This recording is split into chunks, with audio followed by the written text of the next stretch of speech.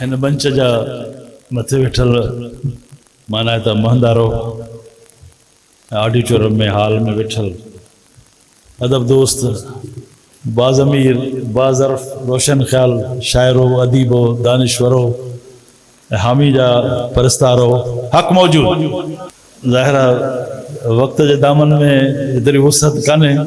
कोशिश कजे त जेतिरो थी सघे त समराइज़ कजे पंहिंजो पेपर मुंहिंजा 4-5 पन्ना आहिनि पर मां कोशिश कंदुमि त एक्सटेम्पोर जीअं न ॻाल्हायां ऐं मथां तव्हां जी का समा ख़राशी थिए। दिल जे धड़कननि जो वापार कंदड़ ऐं ज़माने जो नफ्स शनास शाइर पंहिंजे आस पास पखड़ियल तारीख़ इल्म ऐं अदब जो अकास हूंदो आहे।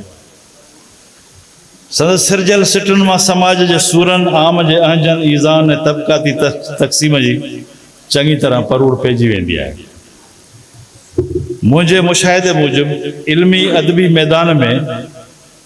मासूमी मीनार जहिड़ियूं कदावर शख़्सियतूं 2-4 सालनि गुज़रण खां पोइ माण्हुनि जे दिलनि तां ग़लति अखरनि जियां मेसारजी वियूं आहिनि, पर जेके सचा सुखनवर ख़ुदि सनाई ऐं पाण पढ़ाईअ खां बेज़ार हर कंहिं सां ख़ैर ऐं ख़ुलूस जा 2 पेर हलण वारा हमदर्द ॾिठा अथमि तिन जा माण्हुनि जे दिलनि अंदरि दाइमी डेरा क़ाइमु आहे। मुंहिंजो मुशफ़िक़ महिरबान जंहिंजो हम असर हुजण ते मूंखे हमेशह फ़ख्रु रहियो आहे, डॉक्टर अता मोहम्मद हामी सो पिणु इन्हीअ सिफ़ जे सरवाणनि मां आहे ऐं इहा ई खेसि ख़बर हुई तॾहिं चयो वई हामी थियासूं दूर नज़र खां त छा थियो, हामी थियासूं दूर नज़र खां त छा थियो, दिलि खां असांखे दूर रखी केरु थो सघे। मां बहसियत शागिर्द जे संदसि क्लास में त न पढ़ियुसि, पर जॾहिं थोरो थको पढ़ी अची शाह लतीफ़ यूनिवर्सिटी में उस्ताद भर्ती थियुसि त साणसि वेझड़ाई बि थी ऐं संदसि शफ़क़त वारे शजर हेठि घणो कुझु सम्झण ऐं सिखण जो मौक़ो मिलियो। उत्तर सिंध जे अदबी नखिलस्तान में जॾहिं केतिरा ई कांडेरा वण हुजण जो ॾेख ॾींदा हुआ, उते हामी साहब हिकु थधे घाटी छांव ॾींदड़ बड़ जियां बास हो।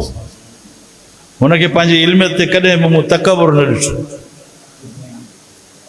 हू कंहिं मुबाहिसे में मशगूल थी वेंदो त महसूसु थींदो त संदसि पोयां हज़ारे किताब पिया ॻाल्हाइनि, जिन जा संदसि साम्हूं थींदड़ नाला बि कोन ॿुधा हूंदा, पढ़ण त परे जी ॻाल्हि। हुनखे पंहिंजो मौक़ुफ़ मञाइण लाइ सदाई सघारा इल्मी दलील ॾींदे ॿुधंदो हुउसि। लुड़ बखेड़ो खेसि कतई पसंदि न हो। नई वरी मदे मुक़ाबल माण्हुनि जी ग़ीबत गिला ऐं किरदार कुशी जी कोशिश कंदो। संदसि केतिरी बि कोई दिलादारी कंदो हो, हू सदाई नेक नियत नेक मंज़िल आसान वारे मक़ोल ते ईमान रखंदड़ हो ऐं असांखे हयाती हिननि ई सिटुनि जे मुताबिक़ बसर कंदे ॾिठी त कुल्फ़त जी ॻाल्हि कर न अदावत जी ॻाल्हि कर, कुल्फ़त जी ॻाल्हि कर न अदावत जी ॻाल्हि कर, मूंसां करी त मेरो मोहब्बत जी ॻाल्हि कर। इंसान जी अज़मत खे सचो सम्झंदड़ ऊच नीच ज़ात पात रंग नस्ल जे फ़र्क़ खां मथां हामी साहिब इन नज़रिये जी प्रचार कंदे हयाती गुज़ारी। जीअं संदसि ही शेर आहे त मसावाते मुसलमानी में आहे हर को हिकु जहिड़ो, मसावाते मुसलमानी में आहे हर को हिकु जहिड़ो, तफ़ावत तिर जो ई नाहे तवंगर ऐं गदागर। साॻी सोच खे वधीक वावको कंदे चयो हुअईं त ज़ात गुज़ात खे पाण न ॼाणो, चोड़ो भंगी को बि हुजे, ज़ात गुज़ात खे पाण न ॼाणो, चोड़ो भंगी केर बि हुजे, नीह नवाज़ियो जंहिंखे तंहिं वटि ॻोल्हा थी त गुज़ारी था। इहो नीह भला छा आहे? नीह माना आहे मोहब्बत इश्क, पर वसी नज़र ऐं आला ज़र्फ़ इंसान वटि नीह मक़सदियत या मंज़िल मक़सूद जो नालो आहे। उहो नीह उहो इश्क जंहिं लाइ हामीअ जे मनपसंद माना ते शाइर सचल साईं चयो त नाहे मुयसर मलकन इहा अमानत इश्क जी, नाहे मुयसर मलकन इहा अमानत इश्क जी। ऐं अहिड़ो इक़रार हामी हीअं कयो त इश्क सॼो लबैक चई दिलि पंहिंजी लुटाई वेठासीं। मालिक मलाइकनि खे हर गुनाह खां पाक ऐं पंहिंजे फ़र्ज़ अदायगीअ में कामिल अकमल रखियो, पर खेनि इश्क जी अमानत न ॾिनई। ऐं इहा अज़मत हज़रत इंसान जे हिसे में आई। हयाती जो वॾो हिसो गुनाहनि में गुज़ारींदड़ इंसान ते मालिक इहा महिरबानी छो कई, सो हिकु अलॻि मौज़ू आहे। पर हिते जेकॾहिं हामी साहब खां इन सुवाल जो जवाबु वठूं हा त हीउ फ़िलसफ़ो ईअं ई बयानु करे हा त हयाती जो मक़सदु मुहबत में आहे, मुहबत बिना आहे मुर्दार माण्हू। इहा अञा वधीक वज़ाहत कंदे चए हा त मुहबत सां ई सचपच आदमी इंसान थींदो आहे, मुहबत सां ई सचपच आदमी इंसान थींदो आहे। मुहबत जंहिंमें कीन आहे उहो हैवान थींदो आहे। माना त अदीब हिन निशस्त में हामी साहब जे फ़न ऐं फ़िक्र ऐं शख़्सियत जे मुख़्तलिफ़ रुखनि ते रोशनी विझी चुका आहिनि। मां सिर्फ़ु जेकी चंद ॻाल्हियूं अर्ज़ु रखां थो से साणसि हिकु अदना इरादतमंद ऐं फ़िक्री परस्तार जे हवाले सां आहिनि, छो जो 1977 खां 82 ताईं वारा पोयां 5 साल हामी साहब सां इल्मी तहक़ीक़ी ऐं अदबी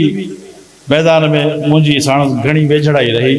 ऐं PhD वारे तहक़ीक़ी मकाले जे पूराए लाइ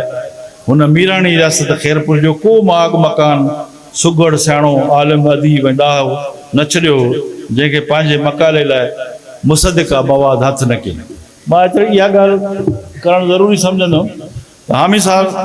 गॾु हामी साहब जे थीसिस में जेके 27 आर्कियोलॉजिकल साइट्स आहिनि, हामी साहब ही वॉज नॉट आर्कियोलॉजिस्ट, पर असां हुनजा अदना कारकुन हुआसीं। त 27 आर्कियोलॉजिकल हुनजो थीसिस हुनजी शुरू आसार क़दीमा कई त 27 आर्कियोलॉजिकल साइट्स जो ज़िक्र कई हामी साहब। ऐं उते असां उन्हनि हंधनि वागनि ते वियासीं, फैज़गंज, नारो, हिंगोर जा आसे पासे सभु। त हू फिज़िकली सीराज जे चकरीअ ते बि असां सां कोडी जियारनि पहाड़नि में हामी साहब हलियो। त फिज़िकल हिकिड़ो सचो मौक़ो कीअं थींदो आहे त शयुनि खे फिज़िकली पाण ॾिसे ऐं वेरीफाई करे। बहरहाल हामी साहब सां रहियासीं, असाइनमेंट्स ॾींदो हो, इहो गंजी न ख़िरत, पीरल फ़क़ीर जो कलाम या कुझु अहिड़ा हवाला हूंदा जिन जे लाइ हामी साहब चवंदो तस्दीक़ कयो। ख़ुमखा जेको गंजी न ख़िरत आहे इहो मीर अली नवाज़ नाज़ जे रुबाइन जो हिकिड़ो इहो कंपाइलेशन हुई, किताब हो। उहो हामी साहब खे हुनजी ॾाढी ॻोल्हाई, पर मूंखे बि चई यार किथे मिली वञे। पीरल फ़क़ीर जो कलाम बि इकठे करण में जेतिरो असां किरदारु अदा कयो या जिते जिते हलियो, हामी साहब जो इहो कमाल आहे। हामी साहब कंहिंसां बि रूबरू कचहरी कई आहे, तव्हां ॾिसंदो हामी वाहिद स्कॉलर मूंखे नज़र आयो सभ खां पहिरियों जेको लिखे थो ज़बानी रवायत फलाणी, ज़बानी रवायत पीर अमीरुद्दीन शाह गंबट, ज़बानी रवायत पीर उदल शाह राजगर। हाणे मतिलबु पाण ते अॼुकल्ह त इहो फैशन आहे न त हर शइ वेड़जी सेड़जी अची मुंहिंजे खीसे में किरी आहे, भई मूंखे काॾो इल्मु काॾो आयो। पर उन्हनि माण्हू अदबी बदयानती कॾहिं बि न कई। इहो मूंखे ॾाढी हैरत लॻंदी आहे त हामी साहब नंढे खां नंढे माण्हू खे बि एक्नॉलेज कयो पंहिंजे थीसिस में। ऐं मां बि उन्हनि ख़ुशनसीबनि मां हिकिड़ो आहियां जंहिंजे अल्फ़ वारे बिब्लोग्राफी वारे बाब में मथे मथे अल्ताफ़ वसी में नालो बि आहे। असांजे इल्मी अदबी हल्के में हामी साहब जा लाइक़ ऐं फरमाबरदार शागिर्द प्रोफेसर अली रज़ा शाह जीलानी गंबट वारो, प्रोफेसर दीन मोहम्मद मेमण, प्रोफेसर रहीम बख्श नंगरेजो साहब, अब्दुल हकीम सूमरो, अब्दुल गनी सूमरो, मियाँ मोहम्मद अज़हर मोलाई। इहो असांजो हिकिड़ो अदबी इल्मी हल्को हो जिन सां संदसि कुर्ब जा रिश्ता ॾाढा घाटा ऐं वर वर करे असां वटि कॾहिं सचल कॉलेज में, कॾहिं साइंस कॉलेज गंबट में, कॾहिं कंहिं मुशाइरे में, कॾहिं खानवाण, कॾहिं कोटड़ी कबीर, कॾहिं हिंगोर जा, कॾहिं राणीपुर। इहे हामी साहब जे रिटायरमेंट खां पोइ पूरा पोयां जेके बि साल रहिया ज़िंदगी हुन सां वफ़ा न कई। अच्छा, थीसिस वारी वरी जेको मुहाब आहे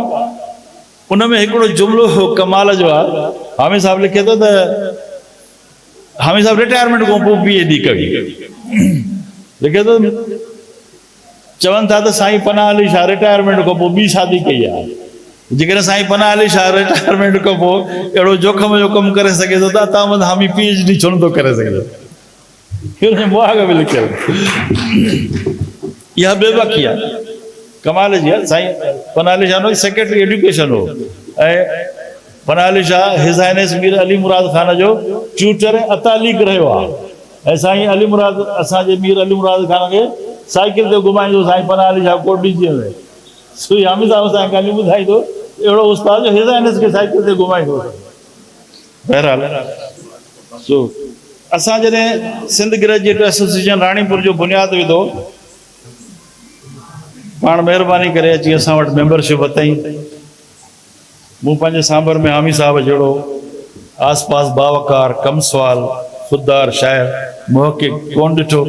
हिकिड़ी ॿी बि ॻाल्हि कयां हामी साहिब जी बेबाकी जी साईं अली रज़ा शाह मूंखे ॿुधायो त हिकिड़े दफ़े बसरनि जो अची कॉल पियो साईं हामी साहिब मूंखे लिखियो त तो वारो फलाणो जेको प्रोफेसर आहे कॉलेज में मूं ॿुधो आहे त उन